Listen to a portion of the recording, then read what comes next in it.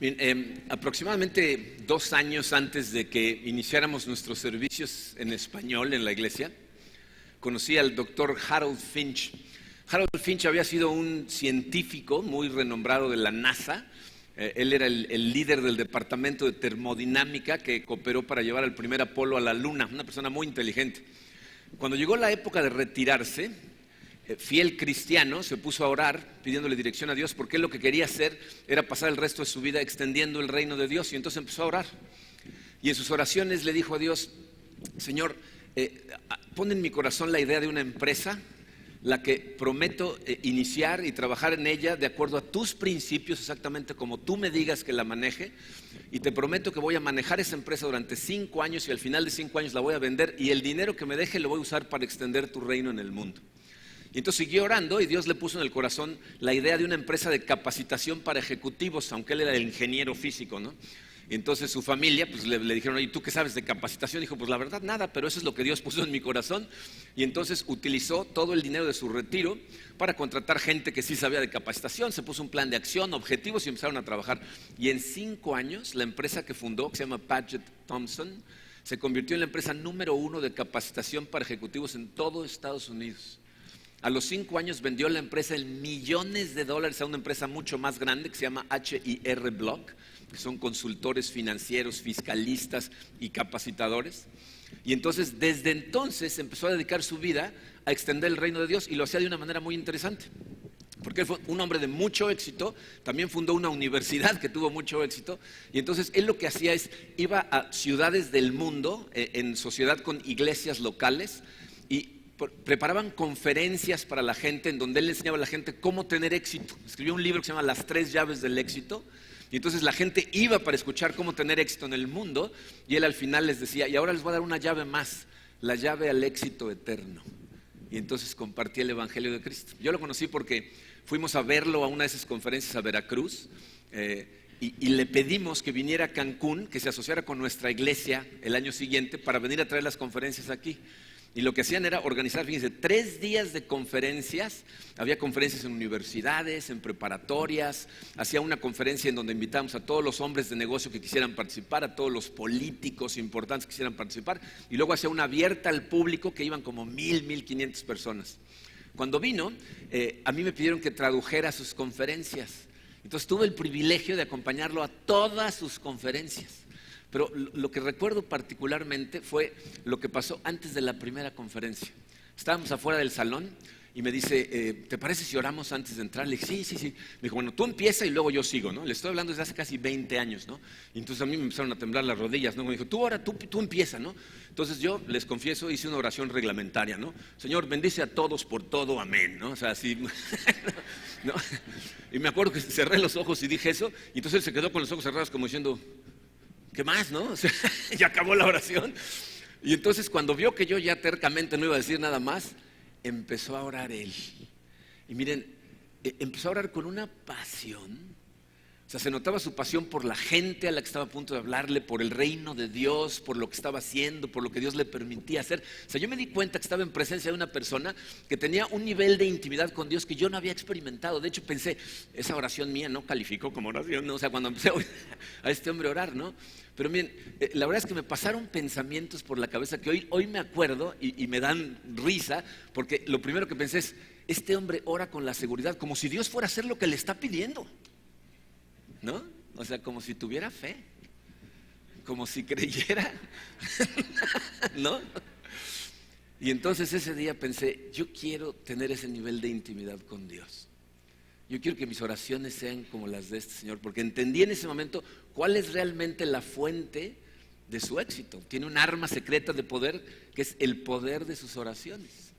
Desde la semana pasada hablamos de cómo, si nosotros queremos impactar este Cancún, tenemos que ser grandes cristianos a los ojos de Dios. Y hablábamos de cómo el primer paso para empezar a transformar tu vida y convertirte en un gran cristiano a los ojos de Dios es cambiar tu forma de pensar, empezar a pensar grandes pensamientos. Pero cuando pasamos esto al terreno de las oraciones, quiero que se den cuenta de lo que estamos haciendo. Estamos llevando nuestros pensamientos a un terreno santo, ¿no? Es como cuando Dios a la gente en la tierra le decía, quítate los guaraches porque estás parado en tierra santa. Bueno, en tu mente tú tienes pensamientos, pero cuando los conviertes en oraciones, y se les puse ahí una descripción en su programa, dice, orar significa llevar a la presencia de Dios nuestros deseos y pensamientos. ¿No? Estás tomando esos pensamientos grandiosos, esos deseos que Dios puso en tu corazón y los estás llevando a la presencia de Dios. Eso es lo que llamamos una oración. Y si vemos las escrituras, se van a dar cuenta que tenemos una invitación sagrada por parte de Jesucristo para hacer precisamente eso. La Biblia nos dice que tú y yo tenemos la responsabilidad de llevar nuestros pensamientos, nuestras peticiones, nuestras oraciones a la presencia de Dios. Jesucristo en Juan 16 dijo estas palabras. Dice, ciertamente les aseguro que mi Padre les dará todo lo que le pidan en mi nombre. Hasta ahora no han pedido nada en mi nombre. Pidan y recibirán para que su alegría sea completa. Dice, pidan en mi nombre y su alegría va a ser completa. Miren, yo me pregunto, ¿qué sucedería si todos los miembros de esta iglesia creyeran en ese versículo, aunque sea en un poquito nivel? Si todos creyéramos en verdad que cuando vamos en el nombre de Jesucristo a pedirle cosas a Dios, Dios responde. Como yo interpreto la Biblia está llena de promesas de Dios que son como cheques en blanco firmados por Dios que nos dio para que fuéramos a canjearlos a las bodegas de Dios en donde nunca faltan recursos, son ilimitados. Obviamente tenemos que usar cada uno de esos cheques de forma responsable y siempre tienen que ser usados en conformidad con el propósito de Dios. Pero esas condiciones son mínimas comparadas con el tamaño de la promesa que Jesucristo nos da en esa promesa. Es una invitación abierta a hacer grandes oraciones. Entonces, lo que vamos a hacer el día de hoy es aprender algunas cosas acerca de las oraciones para asegurarnos que nuestras oraciones sean grandes, pero aparte sean efectivas. Entonces, vamos a darle gracias a Dios y vamos a estudiar este asunto de las grandes oraciones. Padre, te amamos, Señor. Te damos a ti toda la gloria y toda la honra y venimos a declararte, Padre, que tú eres nuestro Dios, el Dios del universo, nuestro Rey y líder. Queremos poner nuestra vida totalmente en tus manos, Señor, para que tú a través de nuestra vida hagas un impacto profundo en este mundo que nos rodea. Queremos lograrlo, Señor, y sabemos que la herramienta más poderosa que tenemos es nuestra fe y las promesas en las que confiamos, Señor, en ti y la oración que hacemos en base a esas promesas.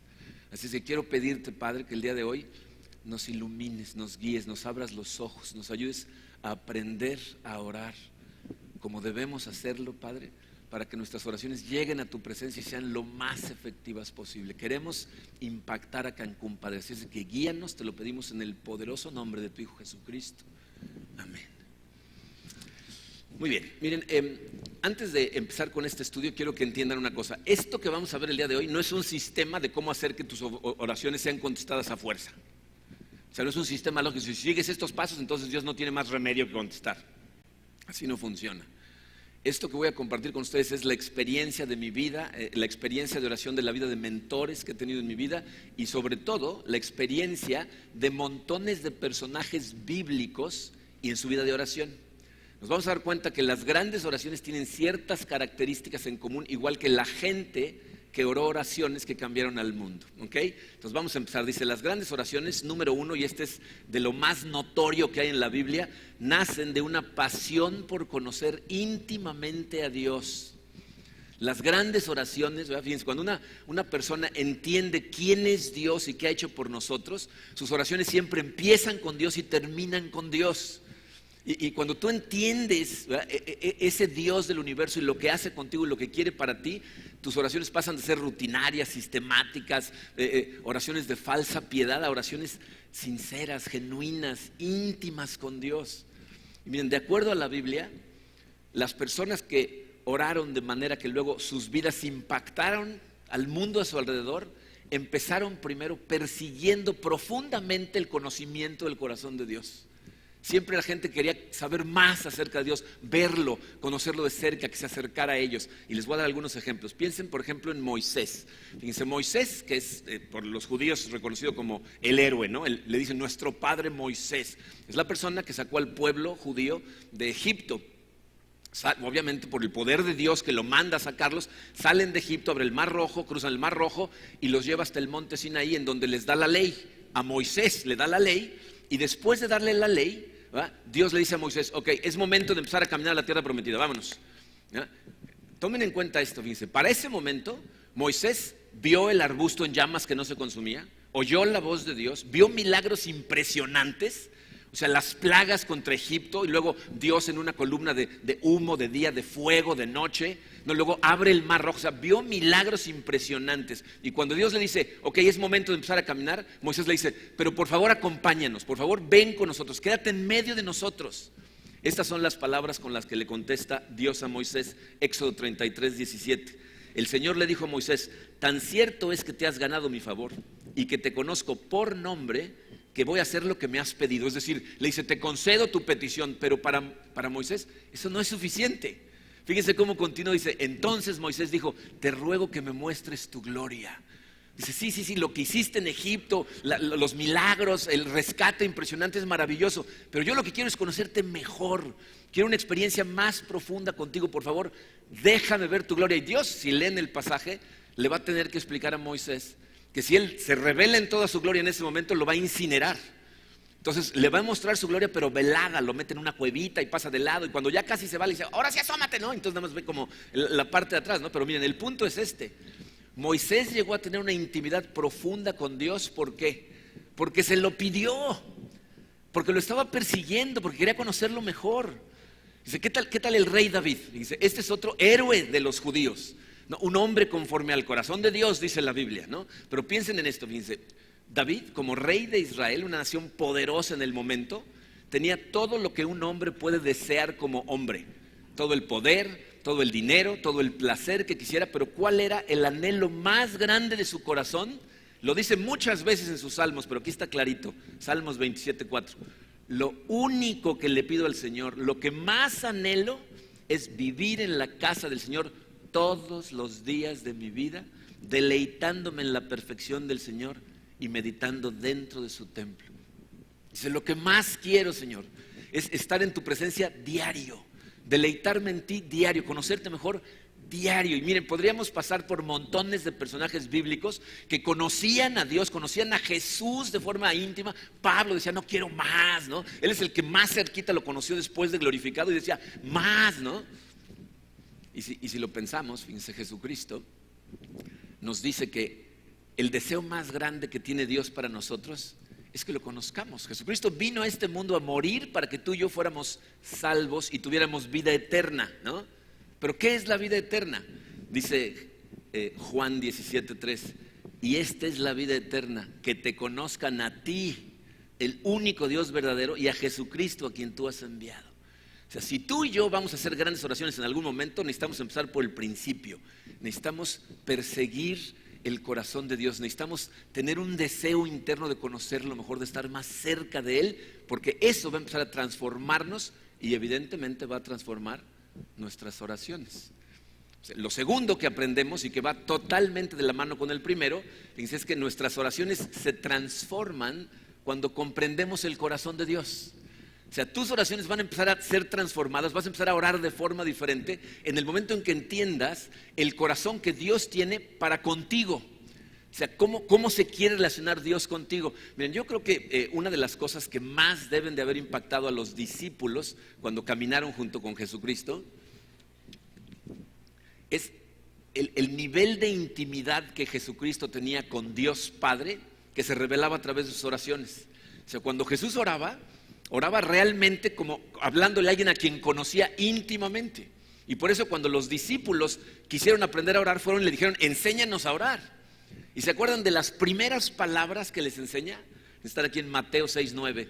Ustedes deben orar así: Padre nuestro, que estás en el cielo, santificado sea tu nombre. Pero esas primeras dos palabras, Padre nuestro, miren, deben de haber sorprendido totalmente a la audiencia que estaba alrededor, porque la palabra padre en arameo es Abba, que es papi. Es de la manera que un niño chiquito se refiere a su papá. Entonces Jesucristo está mandando un mensaje muy clarito, aunque todos ellos se han de haber espantado, porque en ese momento a los judíos les daba incluso miedo decir el nombre de Dios, y él no nada más le dice Dios, le dice papi, ¿no?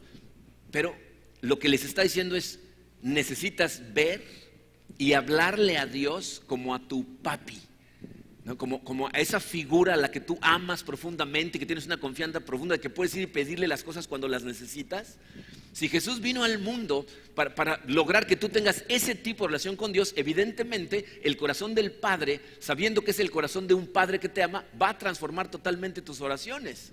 Y somos, fíjense, dice 1 de Juan 3:1, fíjense qué gran amor nos ha dado el Padre, que se nos llame hijos de Dios, y lo somos. Me parece muy interesante que lo reafirma al final, como diciendo, se nos dice hijos de Dios, pero no es que nada más se nos diga. Somos hijos de Dios. Tienes que entender que Dios Padre es tu papi, que te ama. Miren, yo no sé qué tipo de relación tuvieron con sus padres, porque muchas veces eso es lo que bloquea nuestra relación con Dios. Cuando yo era adolescente, mi papá, él siempre fue director de empresas, ¿no? Era el gerente general de la Hertz o de National Car Rental. Y en esa época del siglo pasado, cuando no había teléfonos celulares, ¿no? Si yo quería hablarle por teléfono, hablaba a la empresa donde trabajaba y contestaban en un conmutador. El conmutador te pasaban a su secretaria, la secretaria entonces te podía pasar a él. O sea, había muchos filtros en ese entonces para los grandes directivos que si no querían recibir una llamada no llegaba, ¿no? Pero él tenía dicho, si hablaba cualquiera de nosotros, como éramos sus hijos, la llamada entraba directo hacia él. Y miren, yo sé que la gente joven no entiende esto que estoy diciendo porque ahora tenemos teléfonos celulares.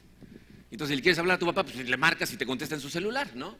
Mira, para que lo veas de esa manera, Jesucristo vino al mundo para darte el celular de Dios, para que le puedas marcar en el momento que quieras, que lo necesites, que te quieras comunicar, directo, sin pasar a través de nadie. Directo, y bien, para lo que sea, para lo que necesites. Cuando vivíamos en Houston, nos pasó una cosa muy interesante. Katrina, nuestra hija la más chica, debe haber tenido como 12 años. Era en ese entonces admiradora de los hermanos Jonas. ¿Se acuerdan de los Jonas Brothers? Si ahorita le dicen eso a Katrina, va a ser no, pero en ese entonces, cuando tenía 12 años, le encantaba, ¿no? Entonces, una vez organizamos unos viajes que iban a hacer una de sus primas, que iba a venir, y ella se iba a regresar con ella. Y ya que teníamos todo organizado, Katrina se dio cuenta que a los pocos días iban a ir los hermanos Jonas a dar un concierto a Dallas, que está a 3 horas de Houston. Y entonces bajó corriendo y nos dice, van a tocar los Jonas Brothers aquí en Dallas, está aquí al lado, por favor, ¿podemos ir? Y entonces le dijimos, Kat, ya tenemos todos los viajes organizados, ya lo planeamos, ya hicimos compras, ya le dijimos a tu tía, ya. Pero por favor, de verdad, es que están muy cerca, nunca voy a tener otra oportunidad, nos vamos a regresar. Y lo sentimos, Kat, ya lo organizamos. Ok. Y como es ella, ¿no? Seriecita, se subió a su cuarto. Y entonces nos quedamos nosotros platicando, viendo la tele, y de repente empezamos a pensar, dijimos, ¿será que no podemos cambiar algo? Le dije, pues a ver, primero vamos a ver cuánto cuesta el concierto, a ver si nos alcanza, ¿no? Ya vimos que había boletos baratos si te encargabas de los reflectores, ¿no? O sea, ¿no? Y le hablamos a Dalina, mi hermana, le dijimos, oye, ¿qué te parece si cambiamos esto un par de días? Porque pensamos, sí, no pasa nada. Total, compramos los boletos, ¿no? Organizamos el cambio de viajes y entonces subimos como a los 40 minutos a tocar la puerta a Cata a su recámara. Se abrió la puerta, los ojos rojos, porque a ella no le gusta llorar enfrente de nosotros. Y nos dice, ¿qué pasó? Le dijimos, te tenemos una buena noticia. Cambiamos los viajes y sí vamos a ir al concierto, ya tenemos boletos. En ese momento hizo así, miren, no lo puedo creer. Dios sí contesta las oraciones. Resulta que se había subido corriendo a su cuarto y estaba llore y llore hincada en su cama orando. Por favor, déjame ir al concierto de los Jonas. Por favor, déjame ir al concierto. Cuando llegamos, dice, sí contesta, ¿no? Miren, les voy a decir cuál es la cosa que creo que le cuesta más trabajo a la gente reconciliar. Que el Dios que transforma el mundo a través de nuestras oraciones, que impacta ciudades y salva masas de personas con una oración, es el mismo Dios que te manda al concierto de los Jonas Brothers, que se complace con que le lleves tus oraciones del día a día, no nada más las grandes, sino también las pequeñitas, porque es un padre perfecto que te ama y te escucha y tiene su celular y le llamas en el momento que lo necesites, pero necesitas verlo, creer en el corazón que tiene hacia ti de esa manera. Entonces necesitas entender su corazón. Aparte, número 3 en su programa, dice: las grandes oraciones fluyen de un corazón consciente de su necesidad de Dios. Las grandes oraciones fluyen del corazón de la gente que tiene claro, ¿verdad?, que depende totalmente de Dios. Dice, yo creo que todos hemos experimentado esto. Cuando nosotros vamos a Dios con un sentimiento de impotencia, o sea, cuando estamos enfrentando una situación que queda fuera de nuestro poder, a lo mejor es un remordimiento por cosas que hicimos que ya no podemos cambiar, a lo mejor es un dolor por cosas que están pasando que no tienes control en lo más mínimo de lo que está pasando, a lo mejor es un problema en tu matrimonio, a lo mejor son problemas financieros, pero son cosas que quedan fuera de tu control, y cuando tú sabes que están fuera de tu control, tus oraciones son diferentes, porque vas a Dios sabiendo que el único que puede hacer algo es Él. Y entonces viertes tu corazón y le gritas: Señor, te necesito, por favor, ayúdame. ¿Saben cuál es un excelente ejemplo de eso? El rey David. David, si ustedes recuerdan, hizo una cosa espantosa. O sea, David ve a una mujer bañándose y usa su poder como rey para atraerla y abusar de ella. Tiene relaciones con ella y la embaraza. Y para tratar de tapar lo que hizo, trata de traer al marido, que es un soldado de él, que está en medio de la guerra, y lo trae para tratar de que tenga relaciones con su esposa y no se enteren que va a tener un hijo que no es de él. Pero este soldado es tan fiel a sus soldados que se rehúsa a ir a dormir a su casa cuando sus soldados están en la guerra. Y entonces lo tienen que mandar de regreso, y David, para tapar su pecado, se asegura de que lo pongan en el peor lugar en la guerra y lo dejen solo para que lo maten, es decir, lo asesina. Y después de tapar su pecado está como diciendo: bueno, que ya pasó.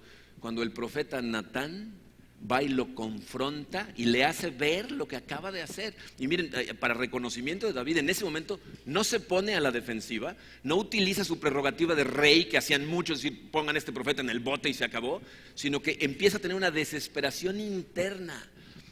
Y entiendan esto, miren, en esa época la gente purgaba sus pecados con sacrificios. David era el rey, tenía miles de toros que podía llevar al templo y sacrificarlos para, según él, ya pagar por su pecado. Pero él sabía que aun quemando miles de toros, eso no iba a restaurar su relación con Dios, también como un corazón verdaderamente quebrantado y arrepentido. Y por eso escribió estas palabras en el Salmo 51: el sacrificio que te agrada es un espíritu quebrantado. Tú, oh Dios, no desprecies al corazón quebrantado y arrepentido. O sea, él sabía que al llegar totalmente desesperado, entonces Dios se iba a sanar su corazón y iba a aceptar, perdonarlo. Pero simplemente tratar de ignorarlo haciendo otro tipo de sacrificios no iba a funcionar. Pero lo que quiero que entiendan es esto, fíjense. Cuando la situación en nuestra vida está bajo nuestro control, cuando tú sientes que todo en este momento lo tienes más o menos bien, tus oraciones son diferentes.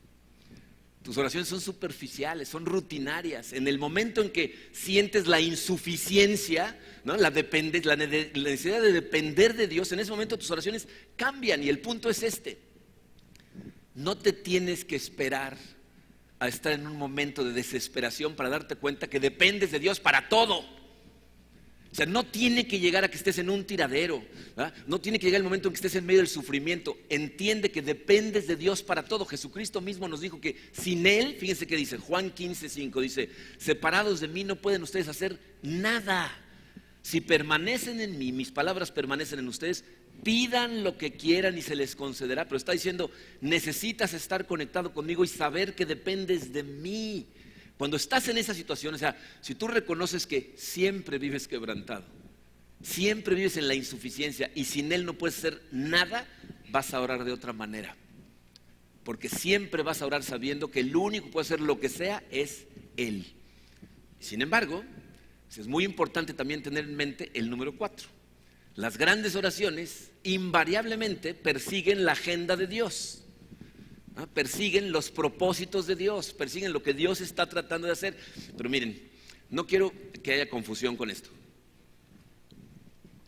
No tiene absolutamente nada de malo que le pidas a Dios por tus necesidades. No es lo que estoy diciendo. De hecho, Jesucristo nos enseñó a orar por nuestras necesidades. En el Padre Nuestro, cuando dice: danos hoy el pan nuestro de cada día, esa es la necesidad más básica del ser humano, y Jesucristo nos dijo que fuéramos y la pidiéramos. De hecho, yo estoy convencido que a Dios le complace cuando sus hijos van con las peticiones de las cosas más pequeñas de su vida. Pero las oraciones que transforman al mundo, las que impactan al mundo en el que vives, las hace la gente que entiende la voluntad de Dios y tienen un deseo irrefrenable en su corazón por extender su reino, por lo menos a su círculo de influencia. Esas son las oraciones que tienen más impacto. Entonces, si deseas hacer grandes oraciones, necesitas perseguir la agenda de Dios, que puede ser algo muy pequeñito, la agenda de Dios en tu familia, en tu trabajo, en tu oficina, con tus vecinos, o puede ser algo que toque cientos de miles de vidas. Piensen, por ejemplo, en Harold Finch, de quien les hablaba al principio. Esta semana, preparando este mensaje, me metí a su página de internet, porque él sigue dando conferencias. Ha tocado la vida de decenas de miles de personas que han escuchado el Evangelio de Cristo predicado gracias a sus oraciones que se cumplieron, y él ha sido fiel a sus promesas a Dios y vive haciendo específicamente esto. Yo creo que vamos a llegar un día al cielo y nos vamos a sorprender de la gente que va a tener el reconocimiento por ciertas cosas. Les voy a decir de qué estoy hablando. En nuestra iglesia en Houston, aproximadamente un mes después de que construyeron el edificio, ese edificio se construyó en un terreno que donaron. O sea, ellos no lo escogieron, no dijeron, aquí vamos a poner la iglesia. Una persona llegó y les dijo, les dono este terreno. Y con los diezmos de la gente construyeron la iglesia. Al mes más o menos, llegó una ancianita y pidió hablar con Mark, el pastor de Houston. Y le dijo, esta iglesia está aquí gracias a las oraciones que tengo haciendo muchos años. Y le dice, ¿de qué está hablando? Dice, yo estoy viniendo aquí 1 o 2 veces al mes desde hace años a este terreno, diciéndole a Dios, pon una iglesia aquí, Señor, me queda cerca. Pon una iglesia aquí, aquí no hay iglesias. Por aquí no hay iglesia cerca, pon una iglesia aquí. Dice, vengo orando por esta iglesia años. ¿A quién creen que le van a dar el crédito de esa iglesia? Allá arriba. Esta señora, años orando. Miren, cuando nosotros nos alineamos con su plan, eso fortalece, le da poder a nuestras oraciones. Cuando nos salimos de su plan y oramos, de hecho, Santiago nos dice que por eso no funcionan. Santiago 4, versículos 2 y 3 dice, no tienen porque no piden. Y cuando piden, no reciben porque piden con malas intenciones para satisfacer sus propias pasiones. Entonces, si nosotros nos alineamos con la agenda de Dios, vamos a hacer grandes oraciones que aparte van a impactar profundamente a nuestro mundo alrededor. Y miren, entiendan esto, cuando hablamos de grandes oraciones, la grandeza de una oración no la hace el tamaño de lo que pides, sino la naturaleza de lo que pides. Jesucristo nos enseñó a orar de esta manera. En Mateo 6:10 dice, venga tu reino, hágase tu voluntad en la tierra como en el cielo. Esa debería ser nuestra oración en todas las áreas de nuestra vida. Que venga tu reino y se haga tu voluntad en mi familia, en mi matrimonio, en mi trabajo, con mis amigos, en mis hobbies, en la iglesia, en todo lo que pasa en mi vida, por pequeño o enorme que se haga tu voluntad. Eso es alinearnos con la agenda de Dios. Ahora, el número 5, fíjense, esta es una necesidad. Dice, las grandes oraciones toman a Dios y a sus promesas en serio. Esta es la gente que le cree a Dios, no nada más cree en Dios, sino le cree a Dios y creen que cumple lo que dice. Porque fíjense, esta gente que piensa que sus promesas son lo que son, promesas que se van a cumplir porque Dios no puede fallar, son gente que centra sus oraciones en las promesas de Dios en lugar de en los problemas que enfrentan. ¿Entienden la diferencia? Miren, ¿saben qué nos pasa a veces? Y yo me imagino que esto no es generalizado, pero a mucha gente nos pasa, que empezamos orando por situaciones que nos preocupan o que nos duelen con mucha fe, ¿no? Empiezas orando, pero poco a poco, sin darte cuenta, empiezas a enfocarte más en los problemas que tienes y se empieza a convertir en una lista de las cosas que te preocupan. Y entonces empiezas a decir a Dios, porque estoy muy preocupado, estoy muy frustrado por esto. Y entonces empiezas a pensar tanto en esto que se convierte en una sesión de preocupación. Y en lugar de estar orando de acuerdo a las promesas de Dios, estás metiéndote cada vez más en los problemas que tienes. Y entonces tu sesión de oración ya no se convierte en algo poderoso basado en sus promesas, sino en algo doloroso porque estás enfocado en tus problemas. ¿Estás consciente de que aquello en lo que te concentras crece y en lo que te desconcentras decrece? Si tú aún en tus oraciones estás concentrado en tus problemas, entonces empieza a crecer tu preocupación. Pero si dentro de tu oración estás concentrado en las promesas de Dios, en lo que Dios te dice que va a hacer, entonces tu fe y tu seguridad en el caminar de la mano de Dios empieza a crecer. Miren, piensen en esto. Espero que sepan esto, pero ¿sabían que Dios no puede mentir? O sea, no está en su capacidad, ¿no? Su divinidad y perfección, es imposible que diga algo que es falso. Ahora díganme, ¿cuántas veces oramos pensando que sí puede? Es decir, sin confiar en lo que estás pidiendo, en las promesas que te dio acerca de lo que estás pidiendo. O sea, nosotros necesitamos enfocarnos en sus promesas y creer en esas promesas, porque entonces tus oraciones van a ser enormes. Y miren, eso evidentemente no significa que de pronto todo ya va a estar bien, que ya no vas a tener problemas, que la vida va a ser muy fácil. No, de hecho, Jesucristo nos dijo, en este mundo van a encontrar tribulación, pero la fortaleza y la paz con la que vive una persona depende de en qué está enfocado. Si estás enfocado en los problemas, vas a estar todo el tiempo ansioso e inseguro. Si estás enfocado en sus promesas, entonces vas a estar totalmente poderoso y seguro. Piensen en la cantidad de veces que nosotros mismos, con las cosas que pensamos, en las que nos enfocamos, nos tratamos de convencer a nosotros mismos de que no debemos de confiar en Dios o que debemos de dudar. Desde la semana pasada les dije que necesitábamos cambiar pensamientos negativos por pensamientos positivos, por pensamientos que provienen de la verdad de su palabra. Fíjense, les voy a leer unos pensamientos negativos y les voy a leer versículos que deberíamos de concentrarnos en lugar de en esos pensamientos. Hay veces que pensamos, ¿qué tal si no tenemos lo suficiente para vivir y no nos alcanza? Filipenses 4:19. Así que mi Dios les proveerá de todo lo que necesiten conforme a las gloriosas riquezas que tiene en Cristo Jesús. Estoy tan cansado de intentar esto que me siento débil y no sé si tengo las fuerzas. Segunda de Corintios 12:9. Te basta con mi gracia, pues mi poder se perfecciona en la debilidad. Es cuando eres débil que yo te hago fuerte. Ya sé que Dios quiere que haga las cosas de esta manera, pero la verdad es que no sé si puedo porque está muy difícil. Filipenses 4:13. Todo lo puedo en Cristo que me fortalece.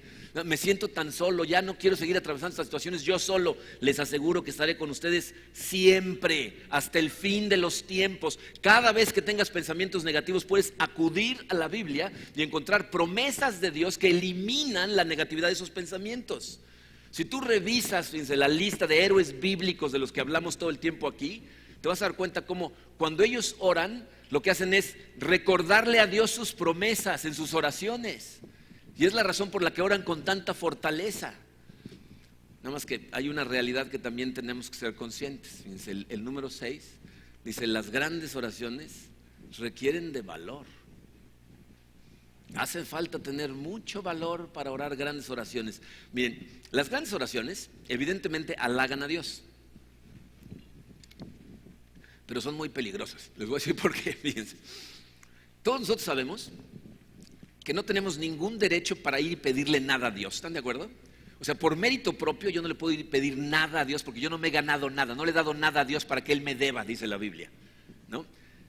La maravillosa noticia es que nuestras oraciones no tienen que ver con derechos.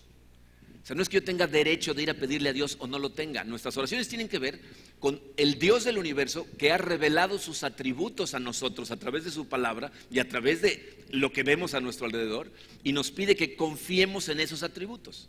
Y por eso nosotros nos atrevemos a insistir perseverantemente en cosas, aunque nos acerquemos a un punto que a lo mejor podemos sentir que nos estamos pasando de lanzas, ¿no? Porque vamos a basar nuestras peticiones en cosas que Él dijo acerca de sí mismo. Les doy un ejemplo. ¿Se acuerdan de la escena en donde Dios va de camino a Sodoma y Gomorra para destruirlas, y se detiene en la tienda de campaña de Abraham, come con Abraham y luego le revela que va hacia Sodoma y a Gomorra para destruirlas, pero ahí vive Lot, el sobrino de Abraham? Y entonces Abraham le dice, Señor, yo sé que no soy nadie, pero tú eres el juez de la tierra, no vas a hacer justicia. O sea, si hay hombres justos ahí, no vas a destruir toda la ciudad, ¿verdad? Y entonces Dios le dice, no, sí soy justo y no voy a destruir toda la ciudad. Dice, entonces, si encontramos a 50 justos, entonces ya no destruirás la ciudad. Bueno, si encontramos a 50 justos, no destruimos la ciudad. Señor, ya sé que yo no soy más que ceniza y tierra y soy una cucaracha, pero no te vayas a enojar, pero ¿y si faltaran 5 y nada más fueran 45? Dice, bueno, si fueran 45 tampoco. Bueno, Señor, por favor, a lo mejor me estoy excediendo y no te enojes, pero ¿y si fueran 30? 20, 10. Y cada vez que va bajando el número le dice, no te vayas a enojar, porque sabe, dice, te estoy empujando, no tengo derecho. Pero ¿qué le está recordando? Su promesa. Le dice, tú eres justo, tú eres el juez de toda la tierra, no vas a hacer justicia. Y por eso se atreve a seguir empujando y empujando, porque eso es lo que los grandes oradores que interceden por otras personas hacen. Siguen y siguen y siguen empujando, sabiendo que si lo que ponen enfrente son las promesas de Dios, no se le están jugando tanto, porque Dios lo dijo. De hecho, ¿saben cuál es la marca de las grandes oraciones? La gente que ora grandes oraciones sigue orando y orando y orando, aunque no vea resultados, porque confía en el carácter de Dios. Pero les voy a decir en dónde está el riesgo, por qué se necesita valor. En el momento en que tú llevas a Dios una oración grande de intercesión, es decir, cuando empiezas a orar por los huérfanos en África, por la gente de Cancún, las familias de Cancún, los adolescentes de Cancún, por las mujeres que están siendo abusadas, por X, lo que estás haciendo es te estás poniendo tú en medio entre Dios y la necesidad por la que estás orando. Y cuando haces eso, muchas veces el principal candidato para convertirse en la respuesta a esa oración eres tú. Y muchas veces Dios va a contestar tu oración sin que tú tengas nada que ver, pero un montón de veces va a decir, tú ve a hablar con esa persona, tú junta los fondos, tú ve y trata de ayudar a esa gente, tú ve y haz algo. Y generalmente siempre tiene riesgo. Y tenemos ejemplos en la Biblia de esto también, ¿no? ¿Se acuerdan de la reina Esther? La reina Esther era la esposa de un rey que no era judío, ¿no? Era un pagano, ¿ya? Y hay un complot interno por un individuo ahí adentro que planea deshacerse de todos los judíos del reino. Están a punto de matar a todos los judíos del reino. Entonces el tío de la reina, Mordecai, la va a visitar y le dice, necesitas hacer algo al respecto porque están a punto de matarnos a todos. Y entonces ¿qué hace la reina? Se pone a orar. Se pone a orar y dice, Señor, intercede, intercede, intercede, intercede, hasta que Mordecai le dice, Dios te puso ahí para que hagas algo. A lo mejor Dios te puso de reina para un momento como este. Fíjense, en esa época, ir y hablarle al rey sin que el rey te hablara primero a ti, era pena de muerte. Tú no podías nada más llegar al rey y decir, ¿qué onda, rey? ¿Cómo está? O sea, ahí, si el rey no te daba audiencia y hablaba él primero, tú no podías hablar. Y entonces Mordecai le dice, tú vas a tener que ser la intermediaria porque Dios te puso ahí para esto. Y en sus oraciones Dios le dice, ve. Y entonces se la juega. Y va y le habla al rey y le dice y le explica y entonces salva a todos los judíos. Pero cuando se pone a orar, Dios le dice, tú, ve. ¿Se acuerdan de Nehemías? Se le rompe el corazón porque las paredes de Jerusalén están destruidas.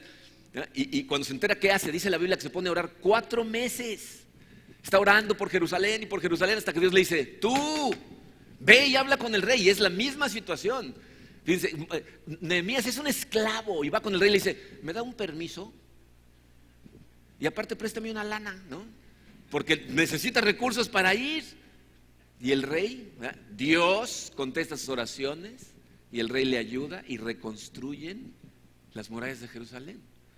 Y si quieren hablar de la oración de intercesión más poderosa, dice, Jesucristo vino a este mundo a interceder por ti y por mí. Dice, siendo 100% Dios, él sabía que el plan de redención de Dios estaba planeado desde antes del principio de los tiempos, pero siendo 100% hombre, estaba muerto de miedo por lo que estaba a punto de suceder. Y entonces hace esta increíble oración, Mateo 26:39. Padre mío, si es posible, no me hagas beber este trago amargo, pero no sea lo que yo quiero, sino lo que quieres tú. Esa es una oración en donde está diciendo, Señor, que se haga tu voluntad para que esto se lleve a cabo. Si hay alguna forma de que no sea de esta manera, por favor. ¿No? Pero unos capítulos en Juan antes, acuérdate, le dice, glorifícate en mí. ¿Cómo se glorifica en él? Muriendo en la cruz. Vino a interceder por ti y por mí, y la respuesta a la oración era dar su vida por nosotros. Las grandes oraciones, las que salvan al mundo, requieren valor. Entonces pregúntate, ¿qué hay en tu corazón? ¿Qué te rompe el corazón? ¿Qué cosas te preocupan? Porque esas cosas que te preocupan todos los días son las que Dios quiere que le lleves en oración acompañada de sus promesas. Y tienes que entender que tú puedes hacer grandes oraciones que transformen al mundo.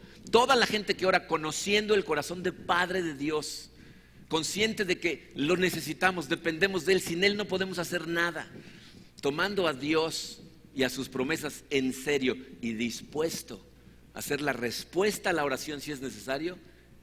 Cada persona que tenga esas características tiene el potencial para cambiar al mundo.